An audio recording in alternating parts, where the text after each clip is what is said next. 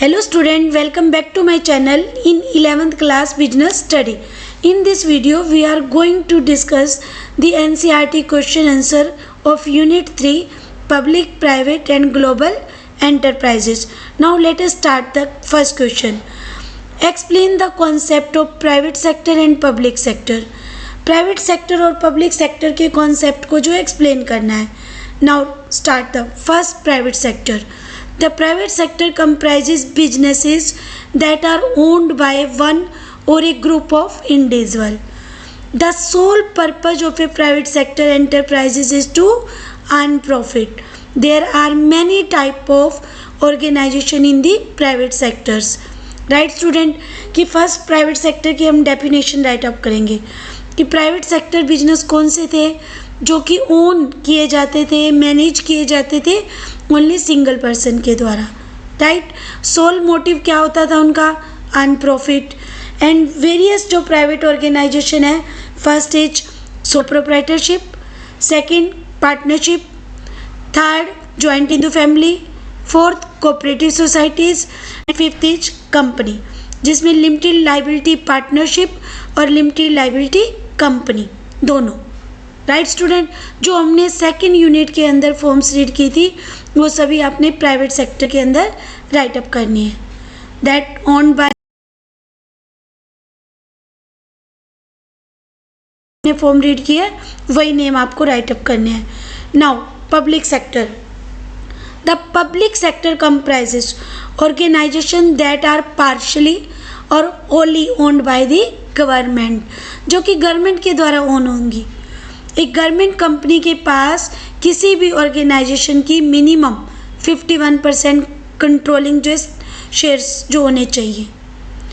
These type of organization might have come into existence by some special act of the parliament.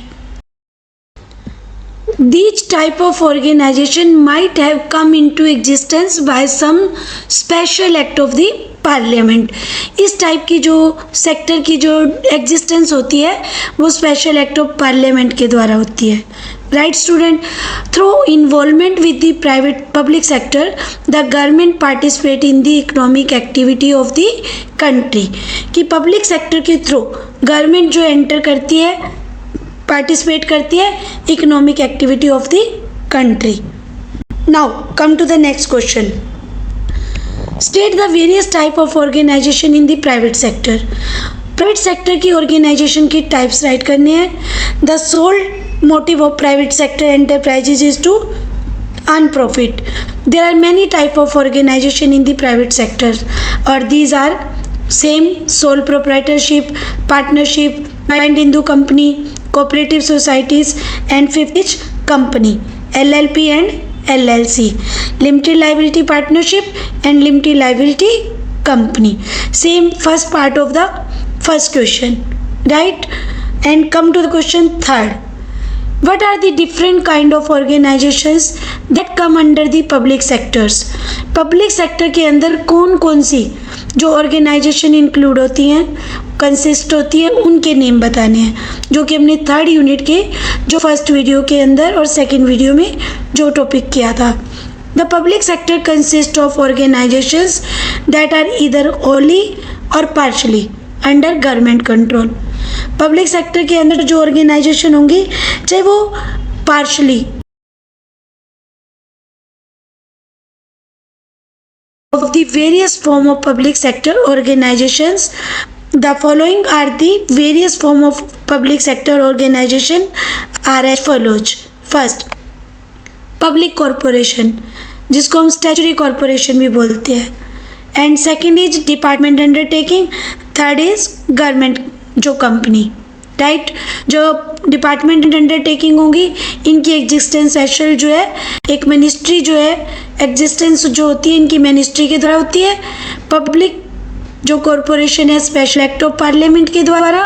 और government company minimum जो है 51% जो share होंगे, paid up capital जो share capital होगी वो जो होगी गवर्नमेंट के कंट्रोल में होगी. Right student, come to the next fourth question. List the name of some enterprises under the public sector and classifying them. कि लिस्ट बतानी है एंटरप्राइजेस की पब्लिक सेक्टर की और उनको क्लासिफाई करना है कि वो किस अंडरटेकिंग के अंडर है। First, department undertaking, Indian post and telegraph. Second, government company, steel authority of India, जिसको सेल शॉर्ट फॉर्म में, और SAIL। स्टैट्यूटरी कॉरपोरेशन, जिसमें life insurance corporation of India. तो इस टाइप से ये जो है अंडरटेकिंग और उनकी एग्जाम्पल है। Now come to fifth question, why is the government company form of organization prefer to other type in public sector. कि गवर्नमेंट कंपनी जो फॉर्म है उसको प्रेफर क्यों किया जाता है जो अदर टाइप है पब्लिक सेक्टर की, गवर्नमेंट वाले को क्यों प्रेफरेंस दी जाती है एज कंपैरिजन ऑफ जो है हमारी डिपार्टमेंट अंडरटेकिंग और स्टैट्यूटरी कॉरपोरेशन के। The answer is the government because of the following benefit it offers. First, a government company can be formed easily as there is no requirement to pass a bill in parliament. Government company की जो 1956 जो company act के procedure होते हैं उससे creation हो जाती है। बिल या कोई एक्ट जो है पास करके जो है एग्जिस्टेंस नहीं होती गवर्नमेंट कंपनी की। इजली जो कंपनी एक्ट 1956 के अकॉर्डिंग एक जो प्रोसीजर होता है उसे कंप्लीट करके गवर्नमेंट कंपनी फॉर्म की जा सकती है easily. Got this point student? Now come to the next point, there is maximum autonomy in the way of all the decision making is done in a government company. Maximum autonomy जो decision making की होती है वो government company के पास ही रहती है।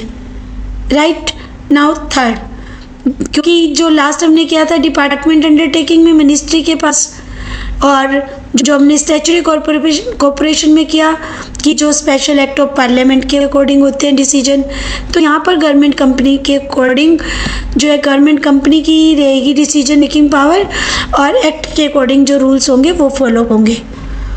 Now third, there is more efficiency in managing the business as the government company is more accountable than other public enterprises firms. And the annual report gets presented in both the houses of the parliament. कि government company के अंदर मोर efficiency रहती है working के अंदर, जो business करेंगे तो मोर एफिशिएंसी रहती है, ये मोर अकाउंटेबल रहती है अदर पब्लिक जो है एंटरप्राइजेस फर्म्स के कंपैरिजन में, क्योंकि इन्हें जो है अपनी एनुअल रिपोर्ट जो कि फाइनेंशियल स्टेटमेंट होते हैं प्रेजेंट करने होते हैं पार्लियामेंट के दोनों हाउसेस में, बोथ दी हाउसेस के अंदर इन्हें जो है अपने फाइनेंशियल रिपोर्ट जो है पब्लिश करनी मीन्स भेजनी होती है, प्रेजेंट करनी होती है, मीन्स राज्यसभा में भी और लोकसभा में भी। Right student? Now come to the fourth point, provides good competitions to the private sector businesses and thereby ensuring that goods are available in market reasonable prices. ये जो कंपनी होती है वो क्या है, कॉम्पिटिशन्स जो कि प्राइवेट सेक्टर बिजनेस के साथ भी करती हैं, जिससे कि कंज्यूमर को गुड क्वालिटी प्रोडक्ट मिलता है रीजनेबल प्राइस पर, क्योंकि जो प्राइवेट सेक्टर मोनोपोली कर रहे होते हैं उन पर मोनोपोली को ये रिस्ट्रिक्ट करती हैं और कंज्यूमर को हाई क्वालिटी प्रोडक्ट जो है रीजनेबल प्राइस पर अवेलेबल करवाती हैं। Got this point? These are the benefit in government company. So government company form of organization preferred to other type in public sectors. कि अगर आपका इस टाइप का क्वेश्चन आता है तो देन कंक्लूजन ऐड करो कि because of these benefit government company form of organization preferred to other type of in public sector. Now come to the next sixth question. How does the government maintain a regional balance in the country? The government maintain a regional balance in the following ways. First one, the Indian government establish major steel plant in rural areas with the vision of developing the backward areas and making the people living there earn a source of employment. जो Indian government होती है वो major जो steel plant है वो rural area में only government company establish करती है। प्राइवेट पीपल जो इंटरेस्टेड नहीं होते कि बैकवर्ड जो एरिया में जाकर वो प्लांट को जो एस्टेब्लिश करें, तो वहाँ पर उन्हें कोई बेनिफिट इस टाइप का जो प्रॉफिट अर्निंग की जो है कैपेबिलिटी नहीं दिखती, तो प्राइवेट एंटर ही नहीं करते। एक गवर्नमेंट कंपनी ही एक्स्टेब्लिश करती है इस टाइप से, और इससे क्या है, रीजनल बैलेंस बन जाता है। प्राइवेट कंपनी जो प्राइवेट सेक्टर है वो हमें जो वेल डेवलप एरिया में तो एक्स्टेब्लिश कर लेते हैं, बट बैकवर्ड में नहीं करते। तो रीजनल बैलेंस कैसे आएगा, जब दोनों टाइप के एरिया में जो अच्छी फैसिलिटी हो। Now come to the second point, similar to steel plant many other industries are set up which provide employment opportunities. Steel plant की जैसी अदर इंडस्ट्रीज़ भी हैं जो सेटअप की जाती हैं, बिजनेस सेटअप करते हैं, वो बिजनेस करती हैं और उनका मेन पर्पज़ रहता है एम्प्लॉयमेंट अपॉर्चुनिटी प्रोवाइड करना। Right student, now come to third,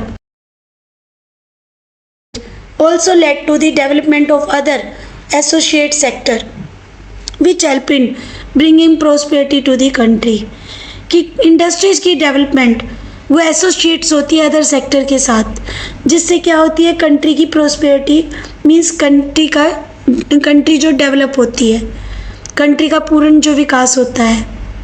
now fourth point, the direct impact of setting up industries was the development of the region which resulted in better road infrastructure development करना, bridges बनाना, rail connectivity रखना, thereby connecting all parts of India। कि इस type की industry setup करने का main motive रहता है कि रीजन की डेवलपमेंट करना, उस रीजन में रोड बनवाना, इंफ्रास्ट्रक्चर डेवलपमेंट जो फैसिलिटी प्रोवाइड करना, ब्रिज बनाना, रेल बनाना, या उस जो रीजन को कनेक्ट करना रेल के साथ, रेल की फैसिलिटी के साथ कनेक्ट करना, इस टाइप की जो फैसिलिटीज़ प्रोवाइड करना मेन पर्पज होता है। तभी एक गवर्नमेंट कंपनी जो है रीजनल बैलेंस कंट्री में मेंटेन कर सकती है। Got this point student? Now next seventh, state the meaning of public private partnerships. It's very important question. It refers to an arrangement where partnership forms between public sector and private sector, in which partnership the obligation, responsibility, task and risk are allocated between public and private sector. The public partner includes government department organizations and the private partner may include local business और foreign organisations. PPP का meaning है कि public और private जो partnership करेंगी organisation आपस में, इस टाइप का एक अरेंजमेंट करेंगे कि दोनों सेक्टर मिलके वर्क करेंगे। इसमें जो पार्टनरशिप होगी वो सभी फील्ड के लिए होगी, चाहे वो ऑब्लिगेशन के लिए हो, चाहे रिस्क के लिए हो, चाहे रिस्पॉन्सिबिलिटी टेकन के लिए हो, किसी टास्क को करने के लिए हो, चाहे वो इन्वेस्टमेंट के लिए हो, दोनों मिलकर करेंगे सभी फील्ड में। इसमें जो हम पब्लिक पार्टनर के अंदर इंक्लूड करते हैं गवर्नमेंट डिपार्टमेंट को, गवर्नमेंट डिपार्टमेंट ऑर्गेनाइजेशन जो इंक्लूड हो गए, और प्राइवेट पार्टनर के अंदर इंक्लूड करेंगे लोकल बिजनेस को, लोकल बिजनेस हाउसेज या फॉरेन ऑर्गेनाइजेशन भी हो सकती है। मेन पर्पज क्या है कि जो गोल डिसाइड किया है, जो पर्पज है, जिस पर्पज के लिए उन्होंने ये पार्टनरशिप की है, उस गोल को अचीव करना बेटर जो है मीन्स एफिशिएंट और इफेक्टिवली।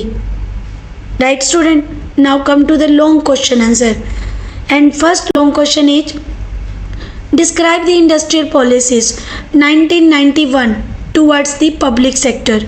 कि जो इंडस्ट्रियल पॉलिसीज बनाई गई थी 1991, वो पब्लिक सेक्टर के प्रति जो है क्या इम्प्रूवमेंट, क्या चाहते थे, क्या उन्होंने डिसीजन लिए कि क्या उसे इम्प्रूवमेंट करना चाहते थे, क्या प्राइवेट सेक्टर की तरफ जो उनका जो रुझान बन गया था।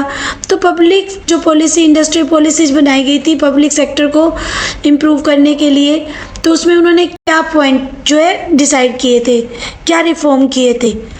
The following reforms were introduce in the industrial policies 1991 for the public sector. The first जो है D reservation. In 1991, only 8 industries were reserved for the public sector, which including arms and defense, atomic energy, ammunitions, mining, railways, etc. Participate in. Student यहाँ पर जो है आप 83 industries right करेंगे कि only 3 industries थी जो पब्लिक सेक्टर के लिए रिजर्व थी, बाकी सभी इंडस्ट्रीज को क्या कर दिया, ओपन कर दिया था प्राइवेट सेक्टर के लिए। और जो ये 3 इंडस्ट्रीज थी, ये डिफेंस, ऑटोमिक एनर्जी जहाँ की आर्म्स वगैरह हों, या फिर रेलवेज, बाकी सब इंडस्ट्री जो प्राइवेट सेक्टर के लिए ओपन कर दी गई थी, प्राइवेट पार्टिसिपेशन जो फ्रीडम कर दी थी। Now come to the second point, disinvestment of public sector enterprises, कि जो पब्लिक सेक्टर एंटरप्राइजेस थी जिसमें तो वो कंपनी क्या कर रही थी, वो सेक्टर कर रहे थे कि पोर्शन जो अपनी इक्विटी शेयर का जो है प्राइवेट सेक्टर के अंदर सेल कर रहे थे, कि प्राइवेट जो सेक्टर को इनवाइट कर रहे थे परचेज करने के लिए, कि मीन्स वो सेल कर रहे थे एक पोर्शन ऑफ इक्विटी और controlling stock to the general public and private sector. Main जो पर्पस था disinvestment, and disinvestment meaning is the process involve selling a portion of equity और controlling stock to the general public and private sector. The motive behind such a decision was to increase the participation of private enterprises and the general public in the ownership of public enterprises. Main motive था इस decision के पीछे क्या था कि वो private enterprises के participation को तो बढ़ाना चाहते थे, ठीक है, और जनरल पब्लिक क्या हो, वो उनकी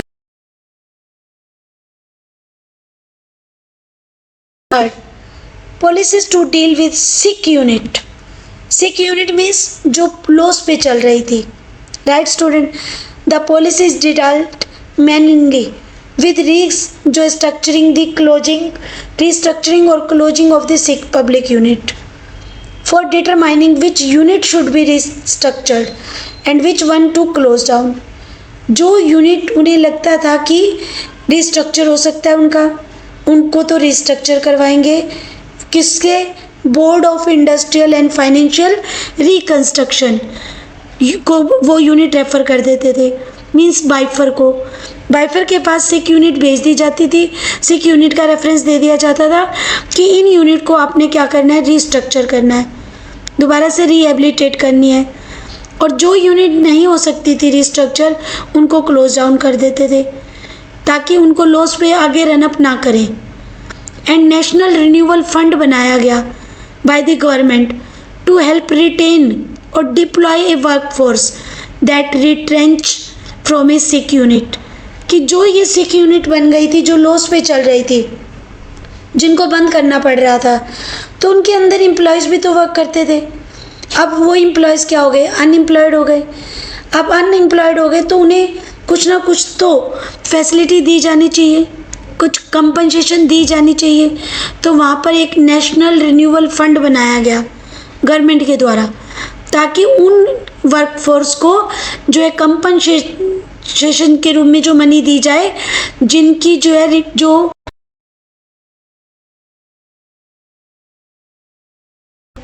मीन्स अपनी इच्छा से रिटायरमेंट ले रही है या जिनको वहाँ से हटा दिया गया है, तो उनको कंपनसेशन प्रोवाइड करने के लिए नेशनल रिन्यूअल फंड जो क्रिएट किया गया था bye the government, right.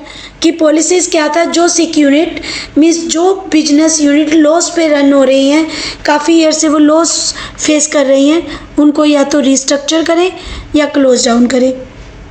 Restructure का मतलब क्या है कि उनके लिए एक बोर्ड बनाया गया, board of industrial and financial reconstruction, जिस बोर्ड के पास ये यूनिट जो सेंड की जाती थी, मीन्स रेफरेंस सेंड किया जाता था, उस बोर्ड को क्या करना था, उस यूनिट को रिहेबिलिटेट करना है और अदर्स को बंद करना है जो रिहेबिलिटेट नहीं हो सकती, right student. Now come to the next fourth point, memorandum of undertaking.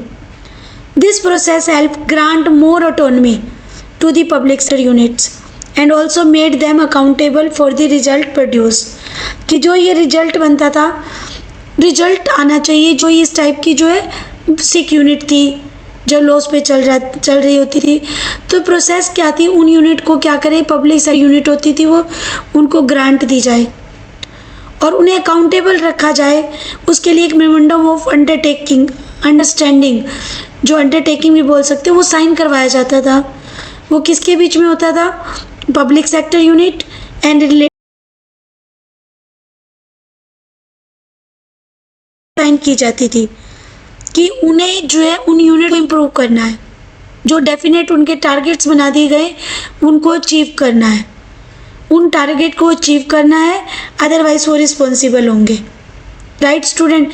तो इस प्रकार की एक अंडरटेकिंग होती थी पब्लिक सेक्टर यूनिट एंड उससे रिलेटेड मिनिस्ट्री के बीच में। Right student? Now come to the next question, what was the role of the public sector before 1991? कि ये तो हमने 1990 पॉलिसी का डिस्कशन किया था पीछे क्वेश्चन में, जो बैक में हमने क्वेश्चन किया था, शॉर्ट क्वेश्चन। अब कि रोल बिफोर 1991 पॉलिसी से पहले क्या था पब्लिक सेक्टर का? First, developing heavy industries and infrastructure. The infrastructure of the company had not developed before 1991. There were fewer industries and also a lack of heavy industries. The government in the form of public sector industries took the initiative to start such project. Heavy industries को developing करने का plan था 1991 से पहले, क्योंकि वो develop नहीं थी 1991 बिफोर। उन इंडस्ट्री को जो लॉस पे चल रही थी उनमें मोस्टली इंडस्ट्रीज, हैवी इंडस्ट्रीज तो थी ही नहीं, स्मॉल इंडस्ट्रीज थी, कुछ इंडस्ट्री थी जो उस समय रन हो रही थी। द गवर्नमेंट की in the form of public sector industries कुछ इंडस्ट्रीज को रन कर रही थी, बट उन्होंने जो है अभी जो गवर्नमेंट ने पार्टिसिपेशन करना स्टार्ट किया था, पहले से कोई हैवी इंडस्ट्री नहीं थी और इस टाइप से इनिशिएट था कि प्रोजेक्ट स्टार्ट किए जाएं, इसलिए गवर्नमेंट ने अब इंटरफेयर करना जो स्टार्ट कर दिया था 91 के नियर अबाउट। उससे पहले जो इस टाइप के जो प्रोजेक्ट के लिए इंडस्ट्रीज जो बहुत कम थी। Now come the second, maintaining regional balances. After setting of the planning commission, जो बनाया गया प्लानिंग कमीशन, उस प्लानिंग जो है 5 ईयर प्लान बनाने स्टार्ट कर दिए गए थे और उनका जो मोटिव होता था डेवलप करना रूरल और बैकवर्ड एरियाज़ को। 4 स्टील प्लांट लगाए गए थे रूरल एरिया के अंदर ताकि इकोनॉमिक ग्रोथ हो हर रीजन के अंदर और एम्प्लॉयमेंट जो है मिले पूरी पॉपुलेशन को। तो रीजनल बैलेंस होगा जब सभी लोगों को वर्क मिलेगा, इकोनॉमिक ग्रोथ होगा सभी रीजन का, तो कंट्री अपने आप वेल डेवलप हो जाएगी। तो मेन मोटिव क्या था? जो मेंटेनिंग रीजनल बैलेंस, और that is only done by government company. Third, maintaining economics of scale.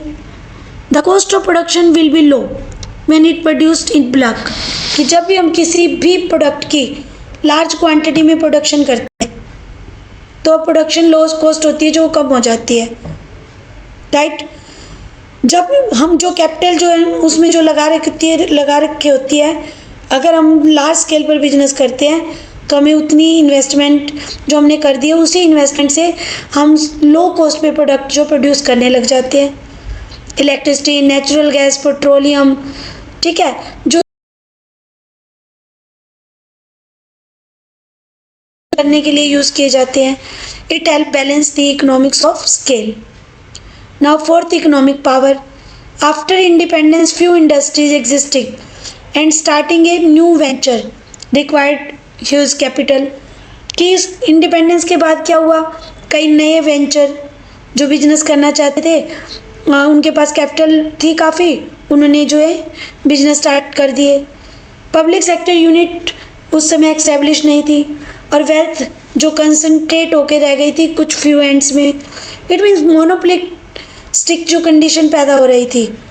तो public sector ensure that benefit should be enjoyed by large number of people. Public sector he ensure कर सकता है कि इस type का benefit जो है large number of peoples को मिले कंट्री के अंदर, तो इकोनॉमिक जो पावर कुछ हैंड्स में कंसंट्रेट ना हो बल्कि सभी के अंदर जो है डिस्ट्रीब्यूट हो। Now come to the fifth, self reliance. Heavy machinery was required for a strong industrial base. The government selected enterprises like STC to help to efforts of expansion and creation of heavy machinery. कि heavy machinery को expand करना business में। Government select कर रही थी कुछ enterprises कि वहाँ पर हैवी मशीनरी लगाई जाए, और जो है इंडस्ट्रियल जो है डोमेस्टिकली जो है अभी उस कंडीशन में नहीं है, तो उन्हें जो है हैवी मशीनरी लगाकर जो है एक उसमें ड्रास्टिक चेंज लाया जाए, ताकि गुड्स के अंदर सेल्फ जो सफिशेंसी हो कि मीन्स इंपोर्ट कम हो हर कंट्री के अंदर और एक्सपोर्ट ज़्यादा हो। तो इस टाइप की जो सिचुएशन चाहती थी government. Now come to the next, can the public sector company compete with the private sector in terms of profit and efficiency? Give reason of your answer. क्या पब्लिक सेक्टर कंपनी compete जो करती है private sector के साथ profit और efficiency के point को लेकर, क्या कर सकती हैं ऐसा? रीजन दीजिए। First, the public sector private sector operate differently, दोनों अलग अलग ढंग से जो है बिजनेस करते हैं। तो पब्लिक सेक्टर के साथ जो है मैचअप करना प्रॉफिट और एफिशिएंसी के साथ, तो वो ड्यू टू फॉलोइंग रीजन की वजह से ही डिफ़िकल्ट होता है। First, public sector operate for social welfare, जबकि private sector operate for only profit maximisation. Hence it is tough to compete for public sector to compete with private sector. Got this point, student? Now come to the second. As the ownership rests with the government, many of the decision will be taken based on political consideration instead of getting more profit. जब ownership government के पास हो जाती है तो decision कौन लेगा? More profit earn जो है करने के कंपैरिजन में क्या आती है? गवर्नमेंट तो वेलफेयर चाहती है, तो प्राइवेट वाले क्या चाहते हैं? प्राइवेट जो सेक्टर क्या चाहता है? प्रॉफिट अर्न करना मोर, तो कंपटीशन जो नहीं हो सकता। Third, employees are less efficient in the public sector as it involves many rules and regulation. Employees जो है लेस एफिशिएंट होते हैं इन प्राइवेट सेक्टर में। 100% नहीं है ये श्योर कि लेस ही होंगे, बट मोस्टली, क्योंकि ये काफ़ी रूल्स और रेगुलेशन को इन्हें जो फॉलोअप करना पड़ता है, जबकि प्राइवेट सेक्टर को जो हम मानते हैं कि परफॉर्मेंस ओरिएंटेड होती हैं, ये इनमें परफॉर्मेंस को इम्प्रूव करने के लिए जो है हाई एक्सपर्ट रखे जाते हैं। ये जो हाई एक्सपर्ट को हायर करके जो है बिजनेस करते हैं, मीन्स बिजनेस में डेवलपमेंट चाहते हैं, वर्किंग में इनकी फास्टनेस होती है, जबकि प्राइवेट सेक्टर जैसी फास्टनेस पब्लिक सेक्टर में नहीं होती। Got this point, student? Now fifth, public sector is slower to embrace new technology. Public sector के अंदर जो है नई टेक्नोलॉजी जो इतनी यूज़ नहीं होती जितनी प्राइवेट सेक्टर के अंदर होती है। Private sector is a fast mover as comparison of the public sector.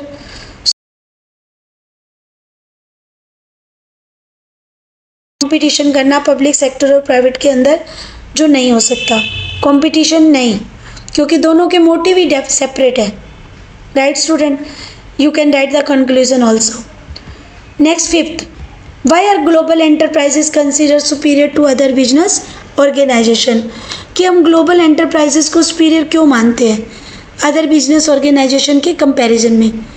It's very very important question. Question: Global enterprises enjoy an upper hand on all other business organization due to the following reasons. First, wide market. As the operation of global enterprises expand among continents, they have access to a large geographical area and resources. कि जब global enterprises होती हैं तो ये अपने business को easily expand कर सकती है, इनके पास रिसोर्सेज काफ़ी होते हैं, तो ये अपनी बाउंड्री को जो बिजनेस करने की उसको भी इंक्रीज कर सकते हैं। Now come to the second, जो रिस्क डिस्ट्रीब्यूशन हो जाता है। कैसे? बाय ऑपरेटिंग डिफरेंट कंट्रीज, अपनी जो अलग अलग कंट्री में ब्रांच ओपन करती हैं, और अलग अलग कंट्री में जो है ब्रांच ओपन करने से क्या होता है कि कई बार क्या होता है कि रिस्क भी डिफर हो जाता है, कि किसी यूनिट के अंदर रिस्क होता है और किसी में नहीं होता है।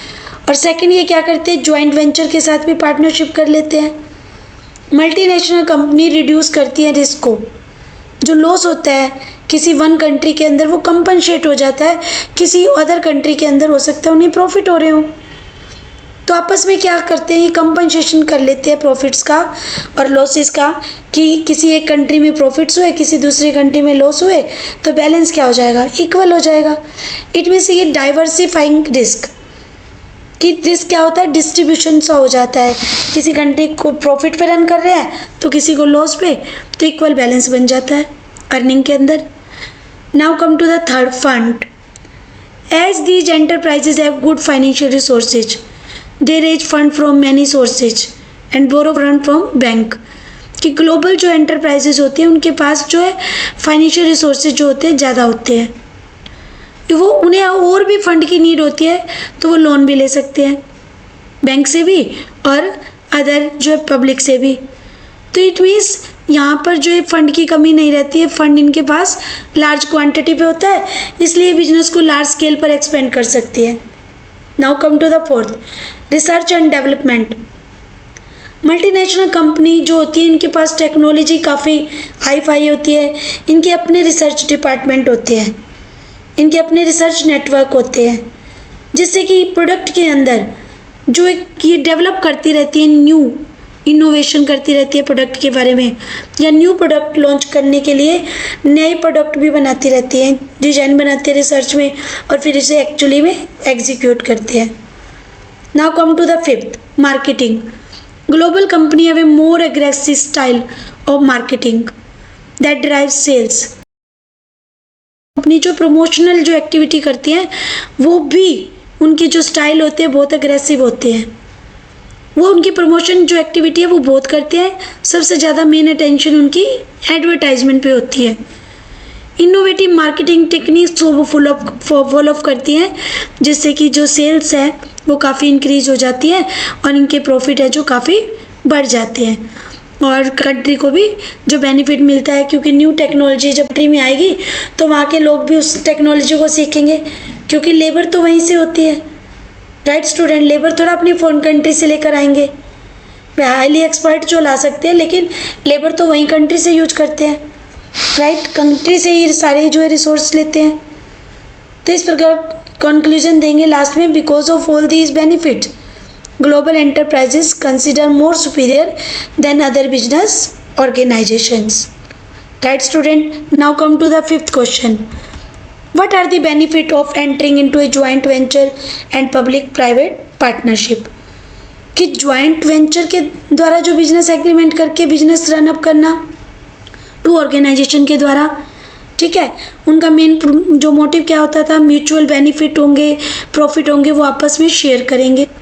ये हमने जो है उस वीडियो में जो कि जॉइंट वेंचर की थी और पीपीपी की सेपरेट यूनिट थी उसमें बहुत अच्छे से किया था, जिससे कि बिजनेस का रिस्क होता है, प्रॉफिट होता है, ठीक है, वो आपस में डिस्ट्रीब्यूट हो जाता है और बिजनेस जो लार्ज स्केल पर कर सकते हैं वो।